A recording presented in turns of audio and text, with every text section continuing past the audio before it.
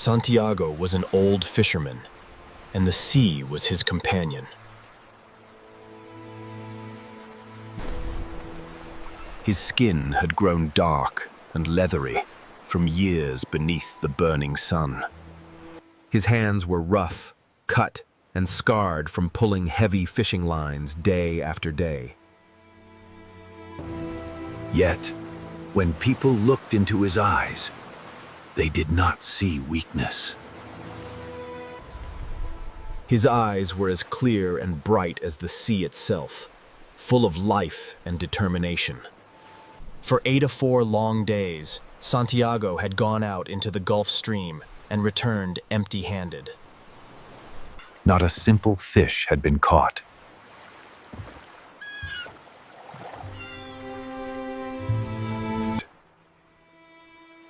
In his small Cuban village, whispers began to spread. The younger fisherman, who still had luck, laughed at him quietly. They called him Salao, the worst kind of unlucky.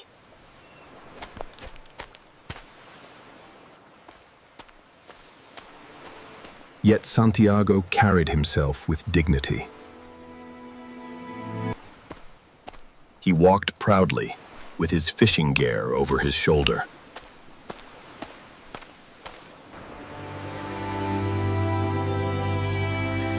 His back straight, as if luck was something that could never truly defeat a man.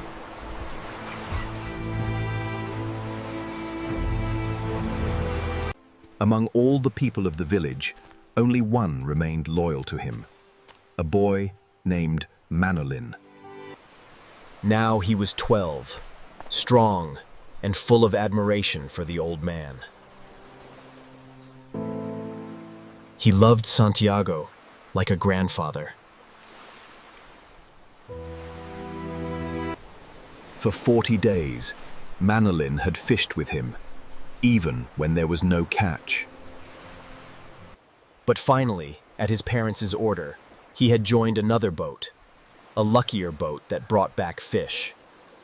Still, every evening, when the other fishermen returned with their catch, Manolin would go to Santiago's small skiff. He would help the old man carry his nets, his gaff, and his harpoon. He would fold the patched sail. He would carry the old man's heavy lines, carefully coiled, and walk beside him. "Old man, you are the greatest fisherman I know. Someday, the luck will return to you." Santiago smiled faintly, the lines of age deepening around his mouth. "It is better to be lucky, but I would rather be exact. When luck finally comes, I want to be ready for it." The boy nodded. He knew Santiago's words carried wisdom. To fish was not only luck, it was skill, patience, and courage. The hut where Santiago lived was small, made of faded palm leaves. Inside, it was almost bare. On the walls hung only 2 pictures. There was a bed made of newspapers, a single blanket, a wooden table, and 1 chair. There were no luxuries, no decorations, no treasures. Yet Santiago never complained. He had lived his whole life with the sea, and that was enough. That evening, the boy sat with him outside the hut. They shared a simple meal of black beans, rice, and a little fried fish. The boy had brought it as a gift from his own home. Santiago ate slowly, gratefully. Tell me about baseball.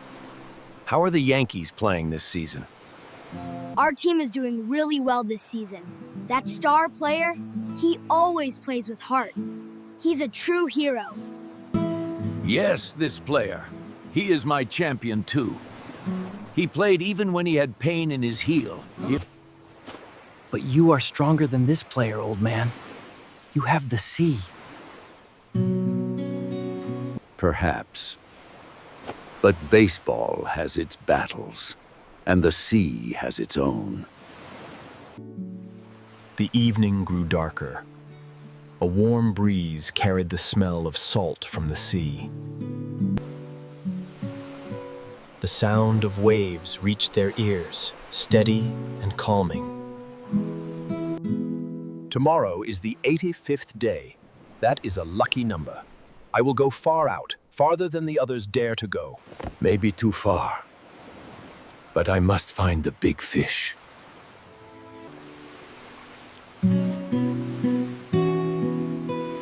I wish I could go with you. You have your boat, but you are always with me in spirit.